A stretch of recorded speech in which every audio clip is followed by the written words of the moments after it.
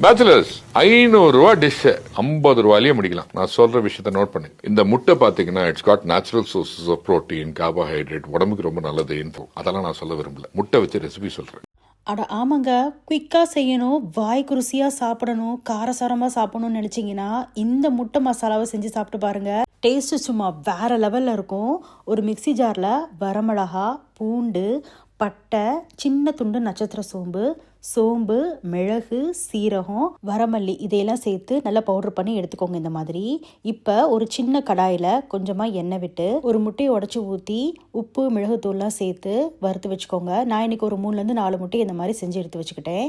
இப்போ ஒரு பேனில் கொஞ்சமாக எண்ணெய் விட்டு பெரிய வெங்காயத்தை ஸ்லைஸ் பண்ணி சேர்த்து நல்லா வறுத்து விட்டுக்கோங்க. பெரிய வெங்காயம் லேசாக கலர் மாறினதுக்கப்புறமா அதில் இஞ்சி பூண்டு விழுது ஒரு 1/2 டீஸ்பூன் அளவுக்கு சேர்த்து நல்லா வதக்கி விட்டு பச்சை வாசனை போனதுக்கப்புறமா ஒரே ஒரு சின்ன தக்காளியை சேர்த்துக்கோங்க. அரைச்சி சேர்த்துக்கோங்க. முழுசாக வெட்டி சேர்த்தாலுமே பிரச்சனை இல்லை தான், பட் அரைச்சி சேர்த்தா நல்லா கிரேவி இருக்கும், அதுக்காக தான். அடுத்ததா இந்த ரெசிபிக்கு தேவையான அளவுக்கு உப்பு சேர்த்துக்கோங்க.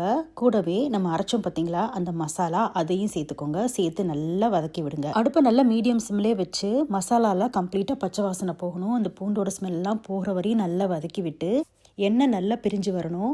அந்த ஸ்டேஜில் நம்ம வறுத்து வச்சோம் பார்த்தீங்களா முட்டை, அது ஒன்று ஒன்றா சேர்த்துக்கோங்க. முட்டை சேர்த்ததுக்கப்புறமா ரொம்ப நேரம் வேக விடக்கூடாது. அந்த மசாலாவில் லேசாக முட்டையை பிரட்டி விட்டுட்டு அப்படியே இறக்கிட வேண்டியதான்.